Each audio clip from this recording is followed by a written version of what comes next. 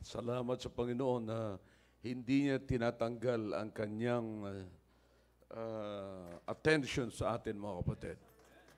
We're always in the Lord Jesus Christ, okay? All right, you turn your Bibles as we stand together in the book of Philippians chapter 3.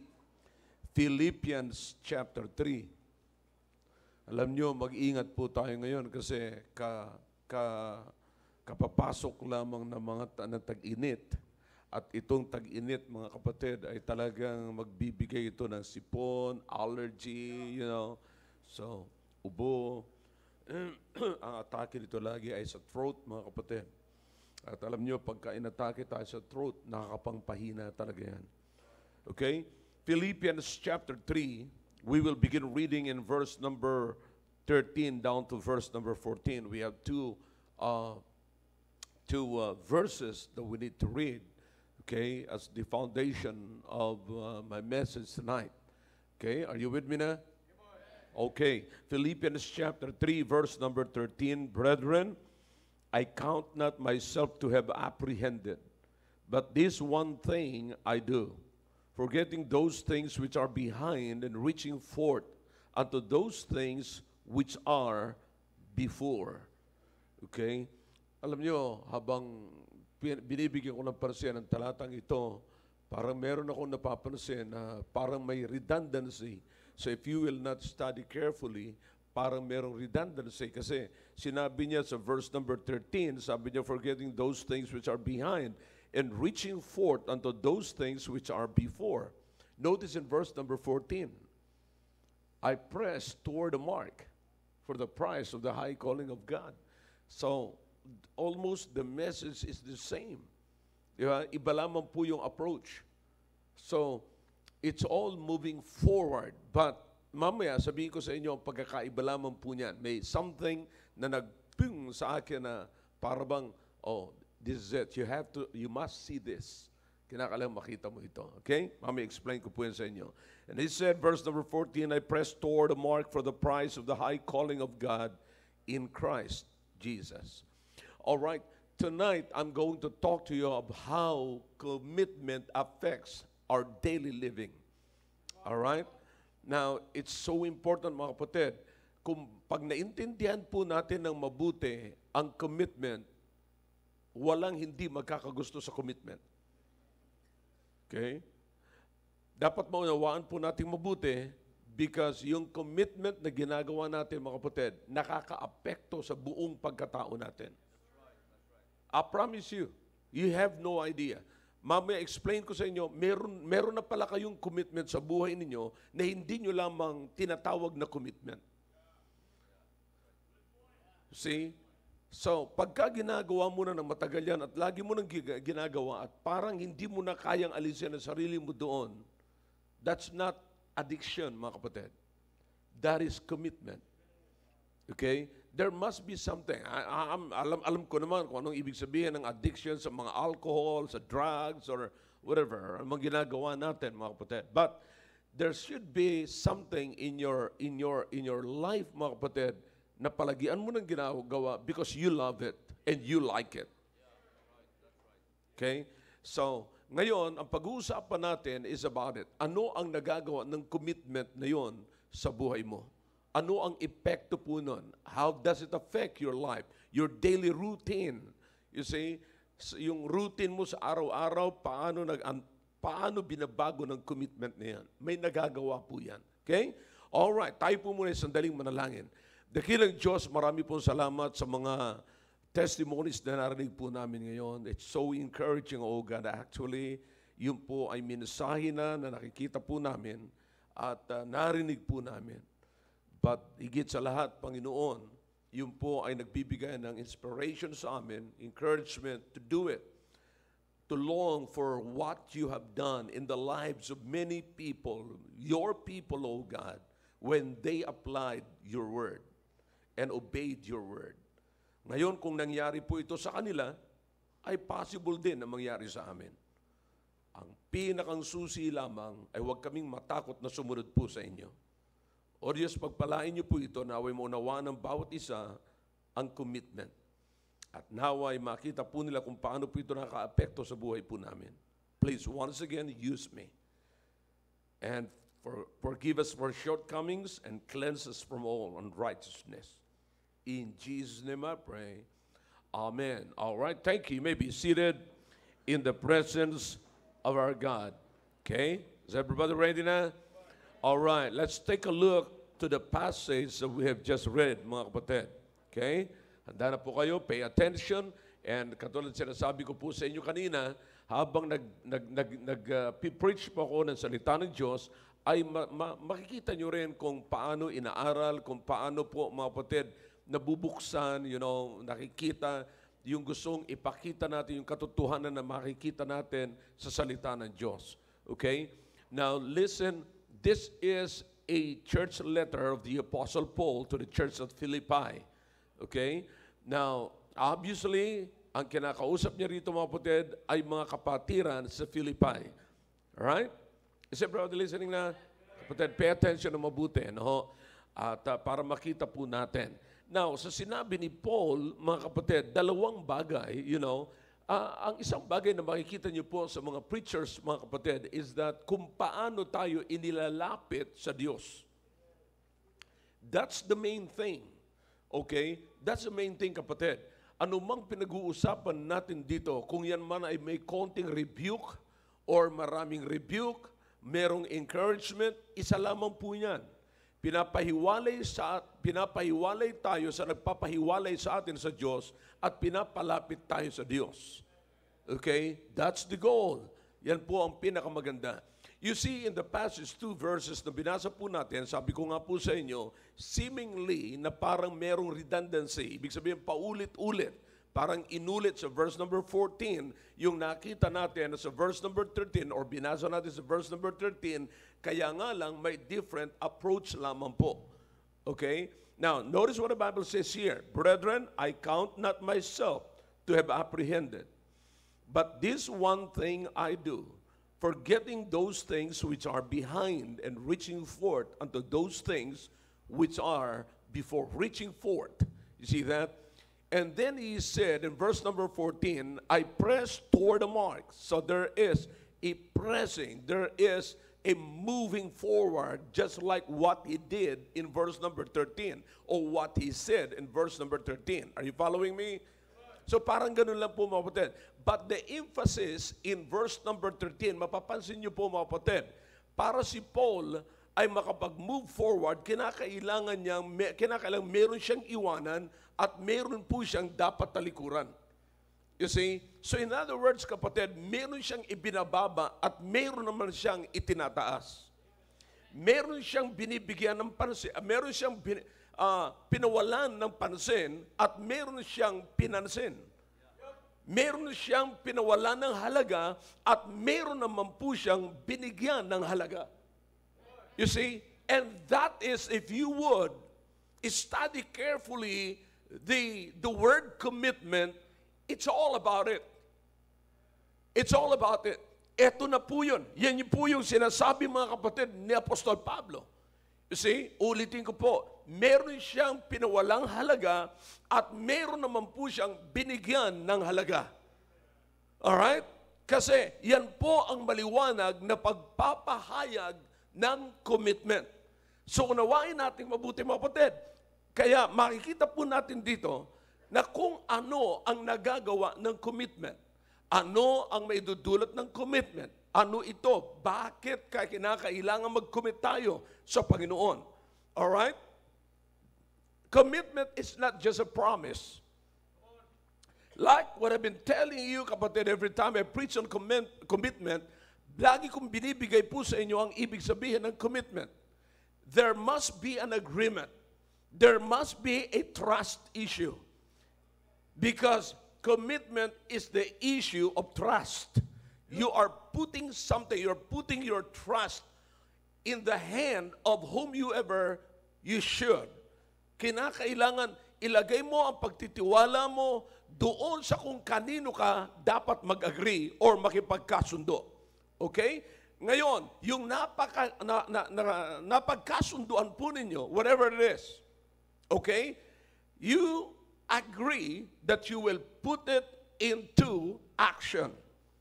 Okay? Ilalagay mo yun sa action. In other words, ipapakita mo po yan, mga kapatid. So you see, the Apostle Paul, eksaktong ganun po ang sinasabi ni Paul, mga kapatid. Anong sinasabi po ni Paul? Ang sabi niya, I count not myself to have apprehended. That is putting himself out, kapatid. Ibig sabihin, ibinaba niya kasarili ang kanyang sarili. But you see, malalaman mo lamang yung ganitong klaseng context, mga kapatid. Yung ganitong klaseng pagpapahayag kung kilala mo ang background ni Paul. You see, kasi mahirap sabihin mo na ibinaba ni Paul ang kanyang sarili kung hindi mo naman kilala si Paul. Pero pagkakilala mo si Paul, pwede mo sabihin before you preach, and it's easy for you to explain the context because you know who he is, who the writer is. Okay? Na sinasabi niya, I count not myself to have apprehended. Okay? Now, ano po sinasabi niya? But this one thing I do. Okay? When he counted himself to have apprehended, when he counted himself not to be apprehended, mga kapatid, ang sabi ni Paul, this one thing I do, forgetting those things which are behind. What do you think the Apostle Paul forgets? You see, yung personality niya, hindi yun, the Apostle Paul was talking about a pain dito, kapatid. Hindi niya pinag-uusapan yung hurt, kundi yung kanyang personality. Okay? Now listen, kinakailangang ibaba niya ang sarili niya, anumang kapurihan meron siya, anumang pagmamalaki meron siya, kapatid, hindi niya kinount yun sa kanyang sarili upang ma-count niya ang makukuha niya sa Panginoon. At ang ginagawa ng Panginoon sa buhay niya. Okay? Bakit? Hindi mo maikukommit ang sarili mo kung iniisip mo na mas magaling ka doon sa kasunduan mo. Sa anumang institution, kapatid, hindi mo maikukommit ang sarili mo kung iniisip mo na mas kaya mo mag-stand alone without the institution. Do you understand that? Now listen, kanina maliwanag yung sinabi ni Atty. Rito, for 13 years, nandito siya at ibinigay niya ang sarili niya rito, kinumit niya ang sarili niya rito. Bakit? Meron siyang nakita.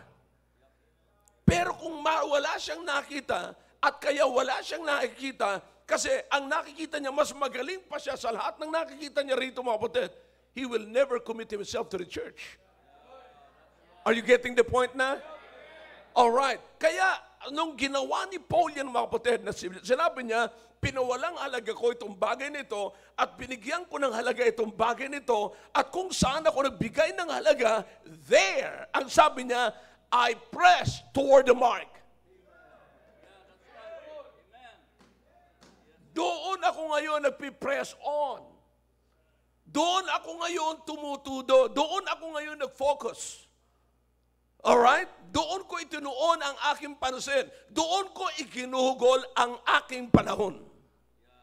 And that is the manifestation of commitment. Did you get that? Alright. Now, here it is. Kung bakit mahalaga na i-commit po natin ang ating sarili sa Panginoon. Because our commitment to God is our witness to God. Okay? We became witnesses, mga kapatid. Nung tayo po ay nag-commit sa Panginoon, at yung ating commitment, yun ang magsasabi sa napakaraming tao na meron tayong mahalaga at totoong Diyos na pinaglilingkuran. You see, it shows how important our God is to our life. You see, yung commitment po natin, yung sinasabi natin, I'm committed to the cause of Christ, I'm committed to the church of Christ, I'm committed to God. Now, kinakailangan ilagay mo yan sa action kasi pag nakita yan ng tao, mga kapatid, I promise you, yung mga tao, maniniwala sila kung gaano kahalaga ang Diyos sa atin. That's the only way. Wala noong ibang paraan para maipahayag natin sa napakaraming tao sa buong mundo kung gaano kahalaga ang Diyos at kung gaano katotoo ang Diyos. See? Naalala ko si Gandhi. Complete name? Mahatma Gandhi. Yeah. Kinausap siya, mayroong isang American missionary na kinausap po siya. The American missionary tried to witness him. And so, what exactly happened is, naunawaan ni Gandhi kung gaano katotoo ang Diyos at gaano ho katotoo ang ginawa ng Panginoong Jesucristo. Ang tanong niya sa missionary, is He your God? Sabi ng missionary, yes. Lahat ba ng sinabi mo, yan ang ginawa sa iyo? Sabi niya, yes, sir. But you know what? Ang sabi ng ni Gandhi, alam mo kung sa akin niya ginawa yan? Iikutin ko ang buong mundo na nakaluhod ako. Dahilan sa matinding ginawa niya sa buhay ko. See that? You understand what I'm saying right now? The world is looking for a true worshiper. True Christian with true commitment to his God. Ano ba talaga ang commitment natin sa Diyos, mga kapatid? Ang ating commitment sa Diyos ay yan po ang ating witness. Yan ang makikita ng napakaraming tao na meron tayong totoong Diyos. You see, the greater commitment na meron po tayo, mga kapatid, mas grabe ang chance po natin na maipapakita sa napakaraming tao na napakahalaga ng ating Diyos. Napakatibay, napakatotoo ng ating Diyos. You see, now, sabi ko po sa inyo kaninang umaga, if something is important in your life, you commit yourself to it. Is that true? Yeah. Pag may nakita kang mahalaga sa iyong buhay, alin yung mahalaga sa iyong buhay? Anong ginagawa mo ngayon pag nakakita ka ng mahalaga sa iyong buhay? Binibigay mo ang iyong time doon sa bagay na yun. Okay? Now, if you like or love something, you commit your time to it. Okay? Now, if your job is important, you commit your time to it. If your family is important, if you think your family is important, you commit your life to it, you commit your time to it. Come on, talk to me if you can. Yan ang inaasahan ko, mga kapatid. At yan ang alam natin. You see, pagka alam natin mahalaga ang ating pamilya, hindi ka maghihinayang na mag-spend ng time para sa iyong pamilya. If a person is important to you, you commit time to spend with him.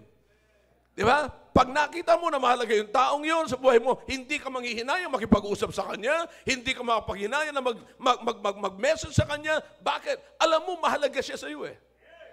Come on, talk to me if you can. So whatever is important to you, you will commit yourself to it. Amen. When we say something is important, and if we do not commit time to it, obviously, it is not important. Di ba? Pag sinasabi natin, mahalaga kasi ito, ang bagay nito, mahalaga kasi siya sa akin eh. Hindi ka naman makapag-spend ng time sa kanya or sa isang bagay nila na sinasabi mo mahalaga, obviously, it is not important. Because you don't want to waste your time on something that is not important. Come on. Yeah. So, sir, if you think serving God is important to us, we must commit our time, ourselves to serving Him. Amen.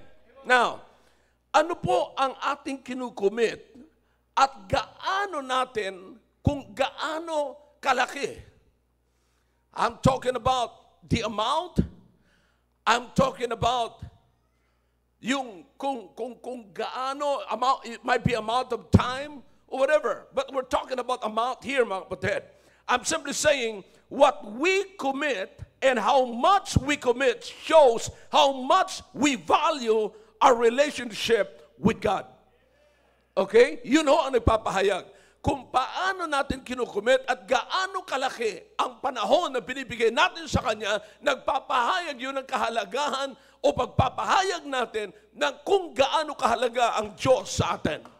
You see? Now, wag natin sabihin, mga kapatid, napakabuti ng Diyos, napakahalaga ng Diyos sa akin, napakahalaga ng church sa akin, napakahalaga ng gawain ng Diyos sa akin, but you don't give much time to it.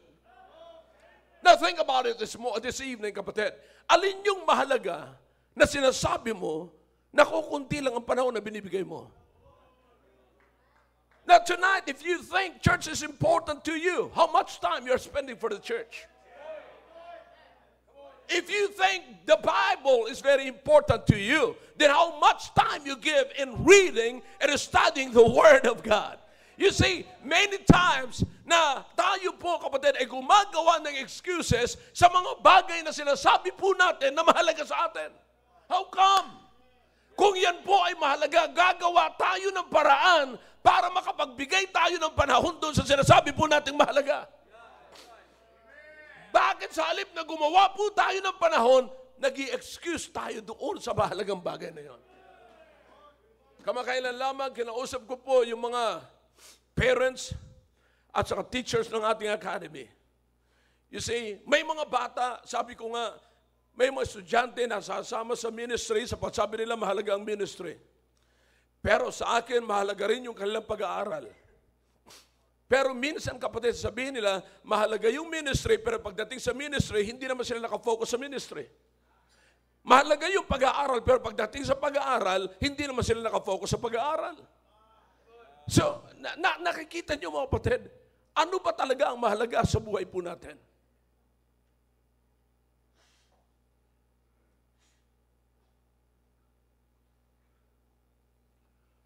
Alin yung binibigyan natin ng halaga? Alin yung sasabihin natin, mahalaga ito, kaya ito ang pagtutuunan ko ng pansin. You see, again, if serving God is important to us, we must commit ourselves to serving Him. Now, sapagkat ang katanungan is, how much we really spend our time? How much time na talagang ini-spend po natin sa paglilingkod natin sa Panginoon? Mamaya lilinawin ko kung anong ibig sabihin ng paglilingkod sa Panginoon. But when we're committed sa pagpupunta po natin sa simbahan, kapatid, sa church, na ipinapakita natin sa napakaraming tao na mahalaga ang Diyos sa atin. Do you understand that? Because what the people expecting every time you come to church, mga kapatid, is all about God. It's all about knowing the things of God, knowing the mind of God. You see? So makikita niyo mga kapatid, na ang tao po talaga mag-i-expect. Meron silang titignan. Pag nakita kayo nakabihis, naglalakad kayo papunta sa church, it's about commitment. Ipinapakita natin sa tao mga kapatid, mahalaga ang Diyos sa mga taong yan. Imagine for the whole day of Sunday, nasa church sila, nakikinig ng preaching ng salita ng Diyos. Anong ibig sabihin nito? Mahalaga ang Diyos sa kanila. See that? So, every time, kapatid, sa mga members ng choir, the reason kung bakit ka umaten sa choir, rather than making excuses, ipinapakita mo na mahalaga sa iyo ang choir. That's why you are here. That's why you are here on Friday night. You don't mind spending money for your transportation. You don't mind spending your time. Kapatid, bakit? Iniisip mo, you are going to sing for the Lord. Not for the people. And singing for the Lord is showing that the Lord is important to me. That the Lord, I love the Lord more than I love anything in this world. Pag sinabi natin commitment, wala na hong makakaagaw pa sa oras na yan. You understand that? Ikinumit ko nito. Mahal ko ang Panginoon. Na sa araw na ito, Panginoon, bibigyan kita ng pansin. Bibigyan kita ng panahon. Walang makakaagaw na. Listen now. Kung merong makakaagaw sa panahon na itinalaga mo para sa Panginoon, it only means, kapatid, na hindi ka pa committed sa Panginoon. Dapat nating maunawaan yan. Pag meron pang makakakuha, pinangako mo na yan sa Panginoon eh. Sinabi mo na, Panginoon, I love you. You're important to me. That's why I will give time to you. I'll commit, and I'm committing my time. There should not be anything of this world na pwedeng maging kahalili. Walang katapat, kapatid. Walang ko-God. Wala. Wala. Listen now, anumang itinapat mo sa Panginoon, anumang ibinigay mo sa Panginoon, na sabihin mo, Panginoon, kukunin ko muna ito, ibibigay ko ilalagay ko muna ito dito. Anong ibig mo sabihin? May co-God. May kapantay. May katapat ang Diyos. Are you following me? I hope you're following me. See? So, mga kapatid, the world is simply saying, you really love God. Na pag nakita ka, na nag-i-spend ka ng time sa Panginoon. You're saying to the world, you love the Lord enough to give the most valuable thing in your life, and that is your time. Alin yung pinakamahalaga sa buhay mo na pwede mong ibigay sa Panginoon? Alin naman yung pinakamahalaga sa buhay mo, kapatid, na hindi mo maibigay-bigay sa Panginoon? Kung meron kang napakahalagang bagay sa buhay mo na hindi mo maibigay-bigay sa Panginoon, ang ibig sabihin lamang po, mga kapatid, hindi pa ang Diyos ang pinakamahalaga sa buhay mo. Because kung talagang totoong mahal na mahal mo ang Panginoon, anumang mahal na mahal mo sa buhay mo ay kaya mong i-present sa harapan ng Panginoon. This is exactly what the Apostle Paul said in the book of Romans chapter 12 in verse number 1. What? Present your bodies a living sacrifice, holy and acceptable unto God, which is your reasonable service. Very simple. Very easy to understand. Di ba? Sinasabi natin mahalaga sa atin ang Diyos. Pero kung hindi mo maibigay ang pinakamahalaga sa buhay mo, hindi pa mahalaga sa iyo ang Diyos. May mas mahalaga pa. Ang tanong ko ngayon sa iyo, kanino mo ibibigay yung mas mahalaga na hindi mo maibigay sa Diyos?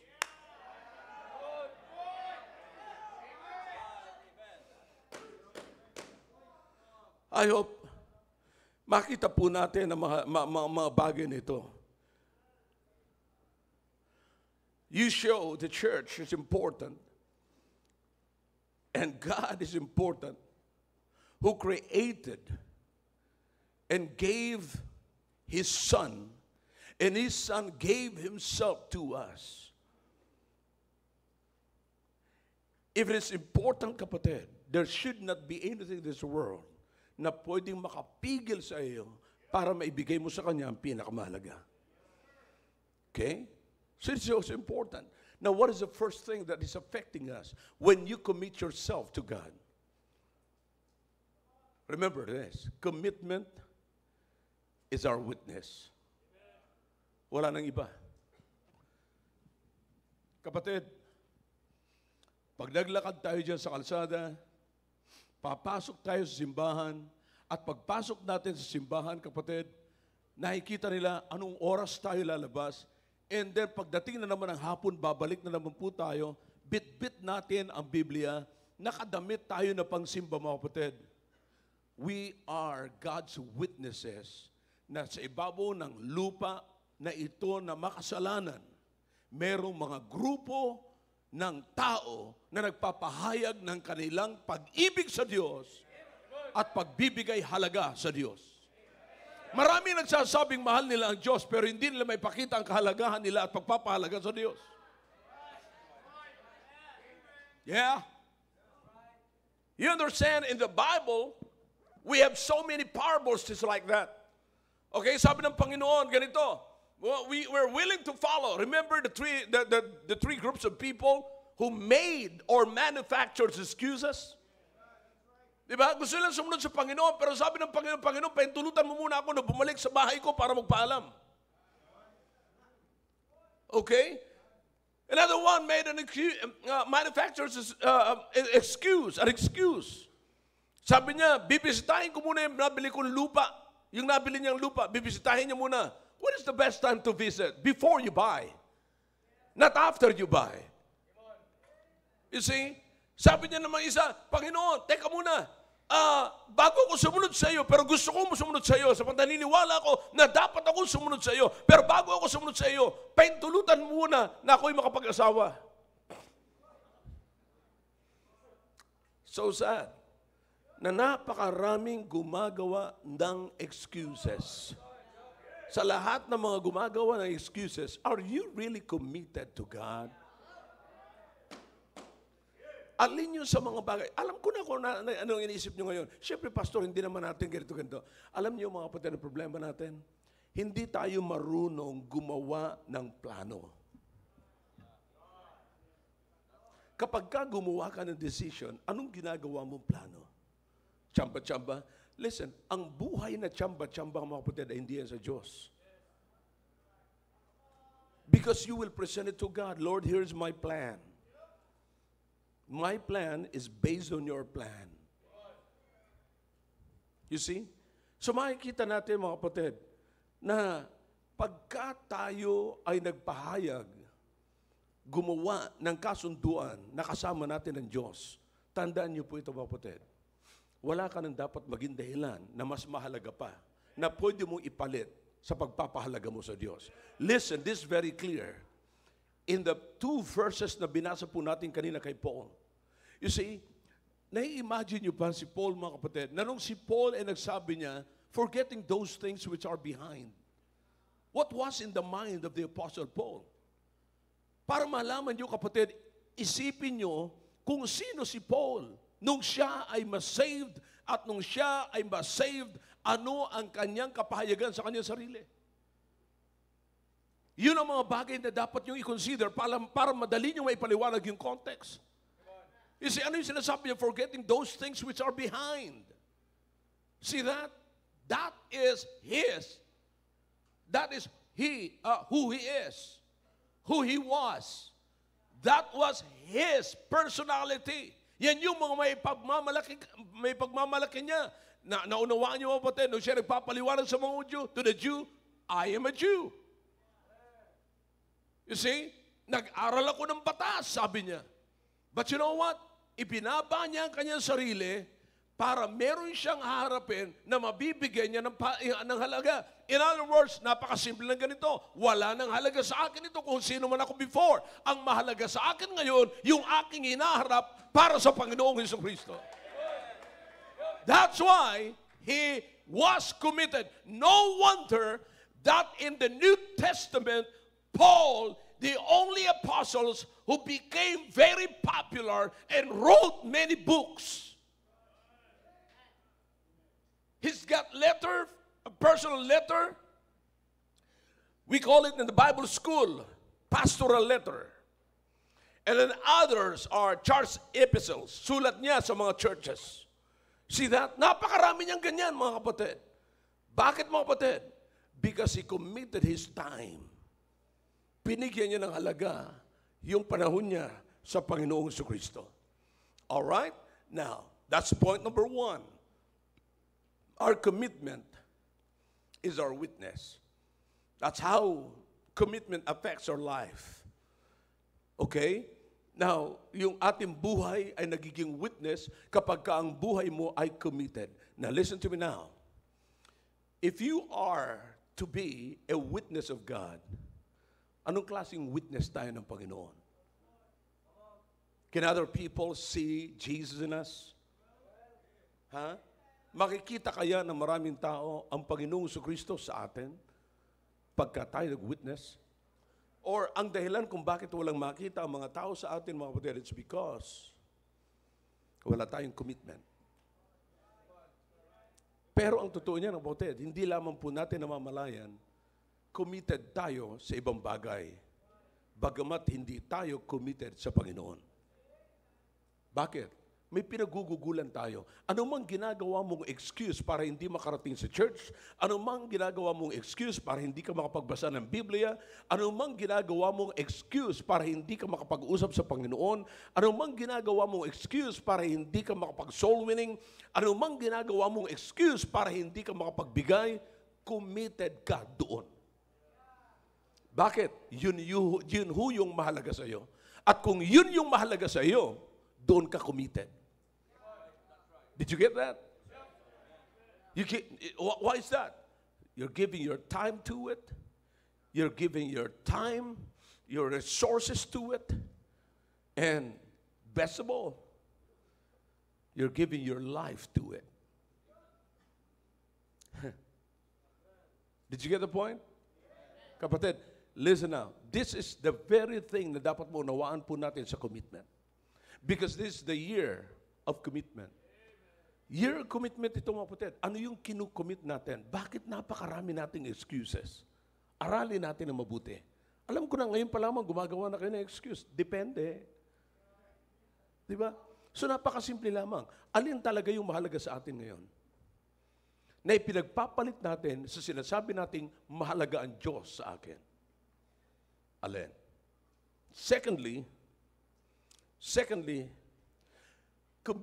commitment not only is affecting our witness, our life to be God's witness, but commitment affect what your life will become or will be.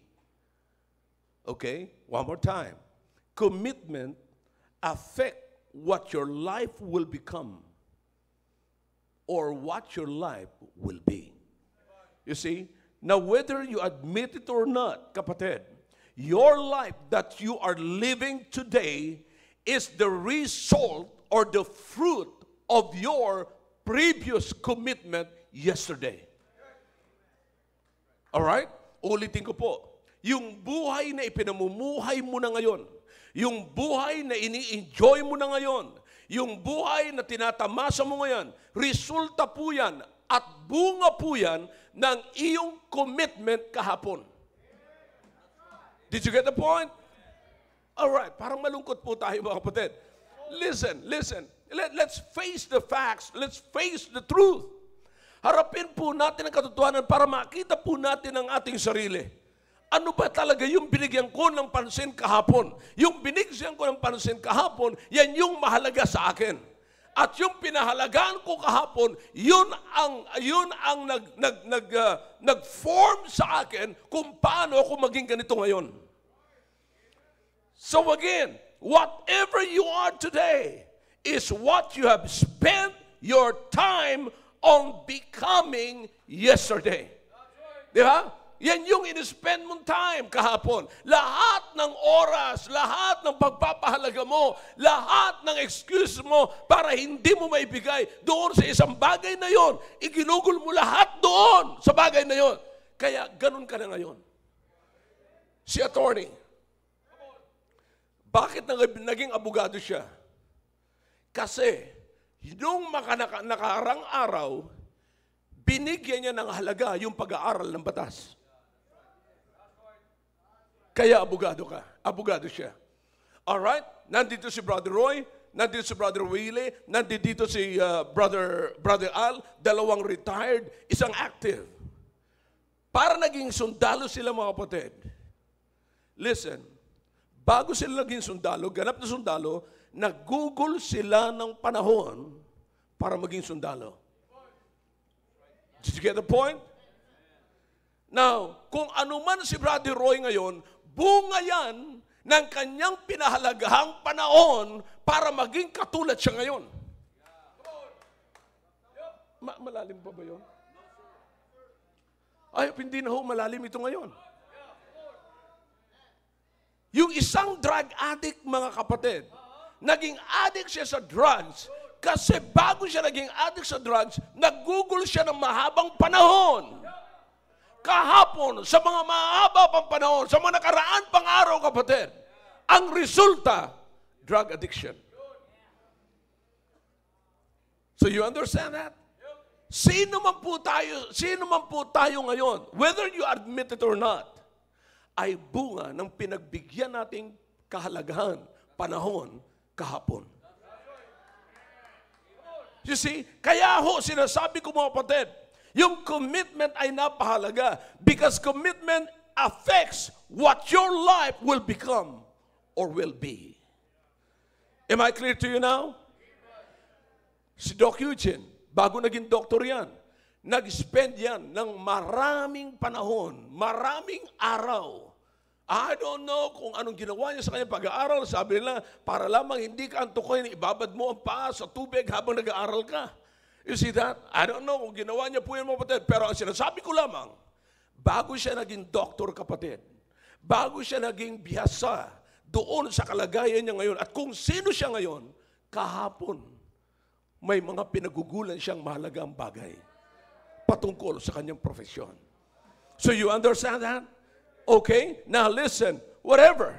If you are committed to anything, you will not amount to anything.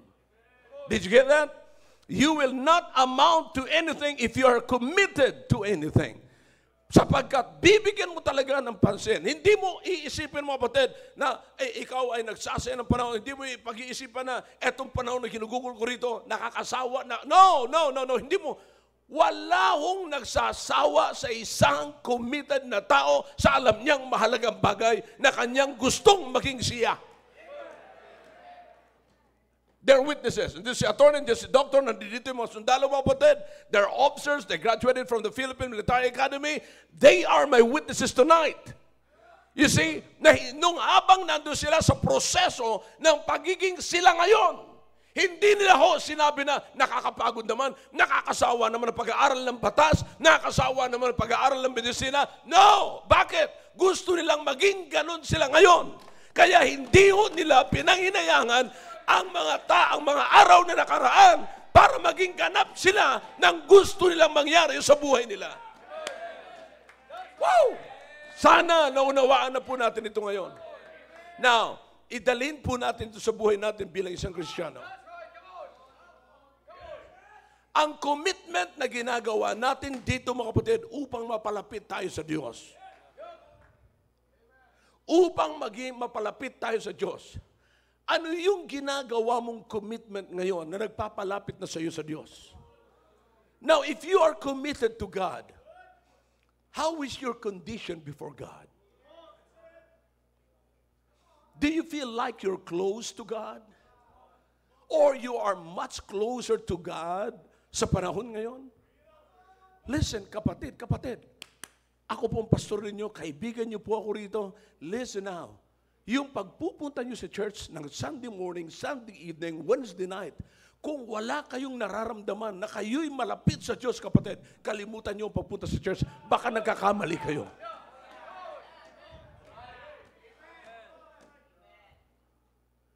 Imagine, ibinibigay ninyo ang time, ibinibigay ninyo ang inyong pera sa Panginoon kasi namamasahe kayo, nagbibigay kayo ng offering.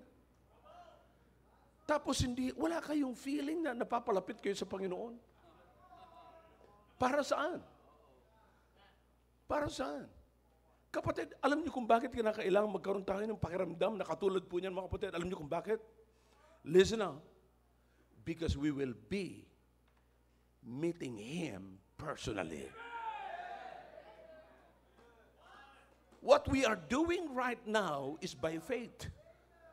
It's all by faith. Bakit? Gumagawa tayo ng ganito. Nagsasalita ako sa inyo ng kagandahan ng Diyos. Nagsasalita ako sa inyo ng kagandahan ng langit. Pero hindi pa rin natin nakikita ang Diyos at hindi natin nakikita ang langit. But we still believe the Bible. But one day, He's gonna meet us on the air, kapatid. Kung hindi man natin mi-meet siya sa air, mga kapatid, mukhaan natin siyang makikita. Because this place right here, this world is not my home. I'm just a passing through. My treasures are laid up somewhere beyond the blue. One day, we will meet Him. What a glorious meeting. It's no longer by faith. Kasi mukhaan na nating makikita ang ating tagapagligtas. What a great meeting na makikita na natin ang mukhaan physically. Kapatid, etong mga ganito, kapatid, pwede pang may magdrama-drama. Pwede pang merong magkunwari. Pero listen now, anong gagawin mo kapag kaharap mo na mismo ang Panginoong Kristo? Hindi ka na makakapagkunwari because this time, you are standing before the omniscient, omnipresent, omnipotent God who knows who you are. Listen. Satan knows all of these things na sinasabi ko po sa inyo. He don't want you to make a commitment. Ayaw ng Diablo kasi ang Diablo takot na takot sa committed na Kristiyano. Takot na takot. Kaya bago ka man mag-commit sa Panginoon, maglalagay na po siya ng kahalintulad. Magsisimula na po siya mag-lay down ng offer. You see? Pero tandaan niyo po mga kapatid, the only thing that the devil can offer are all temporals. Temporal na kasiyahan. Bakit? The only eternal joy, the only person that can offer an eternal joy is God. Satan cannot. Sapagkat kung ang Diablo makakapag-offer ng eternal joy, kapatid, hindi siya magtatapos sa lake of fire. But the fact na ang impyerno ay ginawa at design para sa kanya, it means ayaw mong sumabay sa kanya. Saan mo gustong pumunta? Sa eternal place ng Diyos o sa eternal punishment ng Diablo? See? Now listen, this is there's nothing deep about this message mga kapatid. Pero sinasabi ko po sa inyo kapatid, saan ka nagbibigay ng panahon? You see, huwag mo sabihin na mahalaga ang panahon na binibigay mo sa Panginoon. Huwag mo sabihin na mahal mo ang Panginoon na hindi mo siya mabigyan ng mahabang panahon. So ashamed. So, can you see that today? As an evidence, kapatid, anong klaseng buhay ang pinamumuhay mo ngayon? Are you satisfied with your life right now? Are you contented with that? Remember, yung buhay mo ngayon is the summary of your commitment yesterday. Did you get that? One more time. Your life that you're living in today is the summary of your life, of your commitment yesterday. Ang tanong ko ngayon, anong klaseng buhay yun? Is it important? Are you doing something that is important? Are you spending time to what is important to you? At kung nag-i-spend ka ng time na mahalaga para sa iyo, sino yung mahalaga sa iyo? Hindi kundi sino. It's so important that you're spending time on person and not on things. The first thing that you should do, kapatid, is spend time, your valuable time, to the most important person in your life, not to the most important thing in this life, but the most important person in your life. Doon ka dapat mag-spend ng time. Bakit? Because kung mag-spend man ako ng time on things, sisiguraduhin ko na yung things na yun belongs to the most important person in my life. Did you get the point? See? May mga pag-aabalahan man akong bagay dito ngayon, bibigyan ko ng halaga yung mga bagay na ito, pero sisiguraduhin ko, kung ito mang mahalagang bagay na ito, sisiguraduhin ko na itong mahalagang bagay na pinag-i-spendan ko, lalaanan ko ng panahon, sisiguraduhin ko na ito ay pag-aari ng persona na mahalaga sa akin. Klarado po ba ako sa inyo, mga kapatid? Listen now. The only person that can help you to become what He created you to be is God. You see, God created us for a purpose, not on accident. Hindi po tayo nilikha ng Diyos na accidentally, nalikha tayo ng Panginoon. God created us on purpose. On purpose. Okay? So, the only person, kapatid, that will help you to become what He created you to be is the one who created you. That is God. You just get, if that would be the case, you should give Him time to work with you. Give Him time. Give Him something to work with. Ako'y naniniwala, kapatid, na napakaganda na kung saan tayo dinisign ng Panginoon at ginagawa natin yung disenyo ng Diyos sa buhay natin, doon lamang po tayo magiging masaya. You understand now what commitment is all about? Isipin niyo kapatid ngayong gabi, anong mahalaga sa buhay ko? Hindi ano, kundi sino ang mahalaga sa buhay ko. Bago tayo pumasok sa ano, yung ano will follow. Ang nauna muna, kapatid, ay sino? Seek ye first the kingdom of God. Seek God first. God must be the first.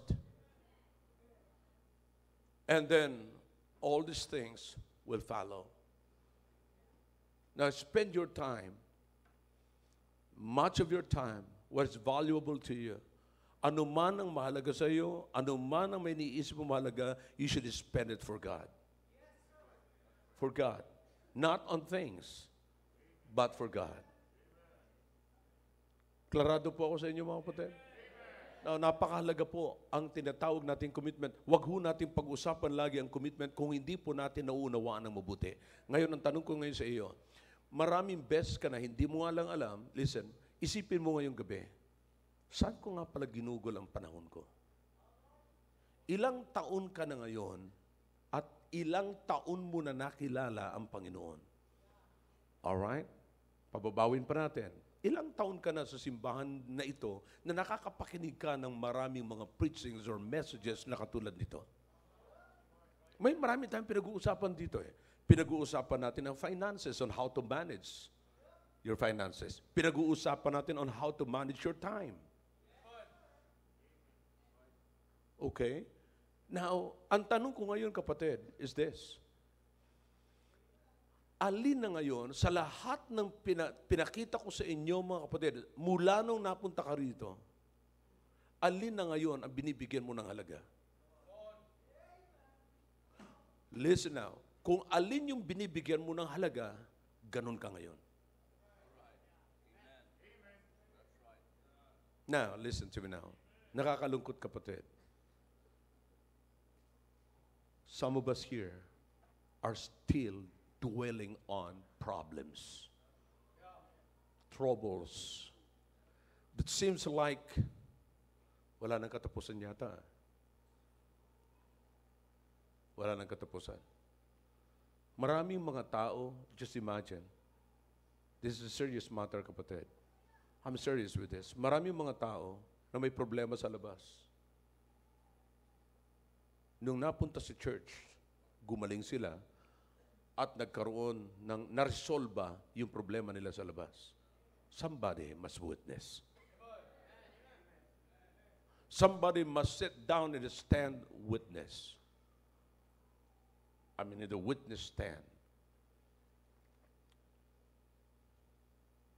Na maraming magulong buhay na galing sa labas, napunta rito, na solusyonan na yon. Pero ang nakakalungkot, ikaw na wala kang problema nung pumasok ka, pero pagdating mo rito, nagkaroon ka ng problema na hanggang ngayon hindi pa nare-resolve ang iyong problema. Why is that? Because it depends on what is important to you and the time that you're spending to what is important to you. It depends on what you allowed to yourself na mag-mold sa iyo na ngayon, yan ang resulta sa buhay mo. Anong nag-mold sa buhay mo? Anong pinintulutan mo na nag-mold sa buhay mo? Kaibigan mo? Is it the who or is it person or things? Whatsoever. Pinintulutan mo na yung pera, bigyan mo ng pansin, or doon mo in-spend ang much of your time, doon sa pera, paghanap ng pera, in-spend mo much of your time doon sa iyong mga kaibigan, in-spend mo ang napakalaking amount ng panahon mo doon sa isang bagay na, nagpasaya sa iyo temporarily. Pero hindi mo nabigyan ng panahon ang Diyos na magbibigay sa iyo, magmumold sa iyo na patungkol sa eternal na bagay para makapagbigay sa iyo ng eternal joy. Ngayon, anong resulta? Tignan mo ang resulta. Now, listen to me now. I don't want you to compare, but I just want you to be challenged. Tignan mo yung mga tao rito ngayon na pinahintulutan nila na i-form sila ng Diyos. Mahubog sila ng Diyos. Tignan mo kung ano na ang buhay nila ngayon. Tignan mo kung gaano sila kasaya ngayon sa paglilingkod sa Panginoon. Tignan mo ngayon kung gaano sila kasaya sa pagdating sa salita ng Diyos, sa pakikinig ng salita ng Diyos, pagdating sa pagbibigay, pagdating sa soul winning, pagdating sa paglilingkod sa Panginoon. Tignan mo ang buhay mo ngayon. And look at your life na pinahintulutan mo na ma-mold ng mga bagay na temporal. I'm simply saying, here's the final words. Tingnan mo ang buhay ng isang committed Christians to God. At tignan mo ang isang buhay ng hindi committed at walang commitment sa Diyos. I'm done. I'm done. I'm simply saying, kapatid, commitment makes your day.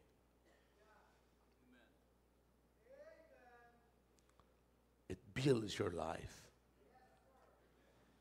Helps you what you will become. Kaya masasabi ko sa inyo ngayon, kapatid, stay. If you are committed, stay committed. Oh, naalala ko lang, malakas ang loob natin. Ang mga babaeng malakas magsabing, no. Sa lalaki, at kaya lang sabihin, I am committed. Wala ka na, sarado na ang pintuan. Yung lalaki naman, yeah, I'm committed, but you can still get in. No, I'm committed. I'm not free. Pero mga kapatid, listen now. Ano kaya kung gawin natin to sa Diyos? Wala na akong panahon sa kalayawan because I am committed to God. Hindi ko na pwedeng pahintulutan na yung time na ito na para sa Diyos ay isa-sacrifice ko pa rito kasi wala nang hihigit pa sa Diyos.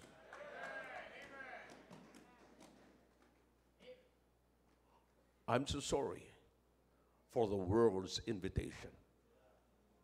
Why is that? Because I am committed to the honor of the world. I'm committed.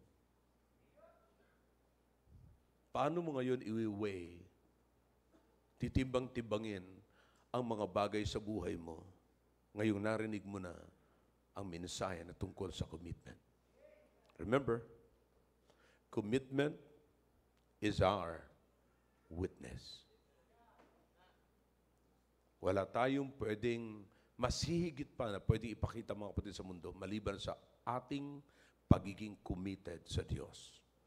Para maniwala ang Diyos na ang mundo na importante sa atin ng Diyos, stay committed.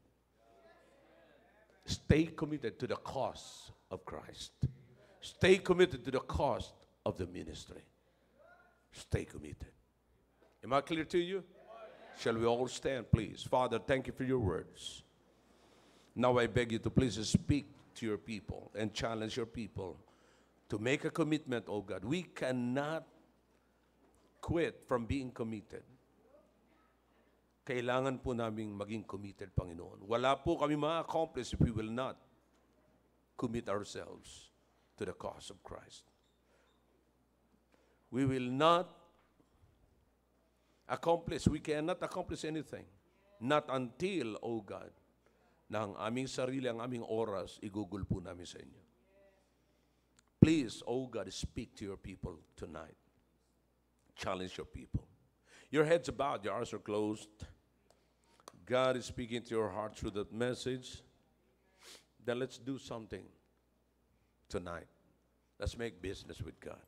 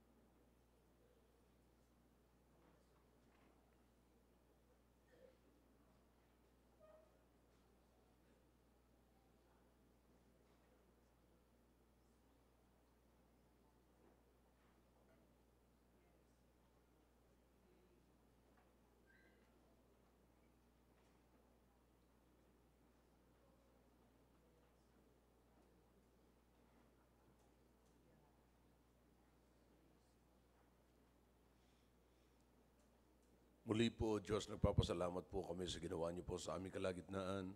Salamat po sa mga anak po ninyo na tiklop tuhod na lumapit po sa inyo. O Diyos, batid niyo po ang aming mga puso and how serious we are. Thank you, O God, na pinintulutan niyo po na mapakinggan po namin mensaheng ito. Ako po'y nakikiusap na patuloy kayong gumawa po sa buhay ng inyong mga anak. Na makita po namin, ngayon, pagbubulay-bulayan po namin, alin yung bagay na yon, lagi po kaming gumagawa ng excuse, but sinasabi po namin na mahal po namin kayo. Mahalaga po kayo, but we fail na maipakita po namin sa inyong harapan, O Diyos, ang totoong pagpapahalaga po sa inyo. Naway makita po namin, ngayon ma-realize po namin, na maaaring ang aming bibig ay nagpapahayag ng pagpapahalaga sa iyo, pero ang aming buhay ay hindi po makapagpahayag ng pagpapahalaga sa inyo. Naway makita po namin ngayon na ibang bagay pala ang pinaggugugulan po namin ng mahabang panahon. We're so sorry about this, oh God. Please forgive us. And now, thank you that you allowed us to hear this message. I just hope, oh God, that this message will wake up your people into a real situation. Na hindi po pala talaga kayo ang mahalaga sa amin. Meron pa kaming pinagtutuunan at pinaglalaan ng aming panahon na masigit pa sa inilalaan po namin na panahon para sa inyo. Again, we're so sorry about this. Forgive us, Father. Thank you, O God, na nagising po kami sa mensaheng ito. Sa pangalan po ni Jesus sa amin dalangin. Amen. Amen. Thank you. Thank you. Back to your seats, please. And did you get something tonight?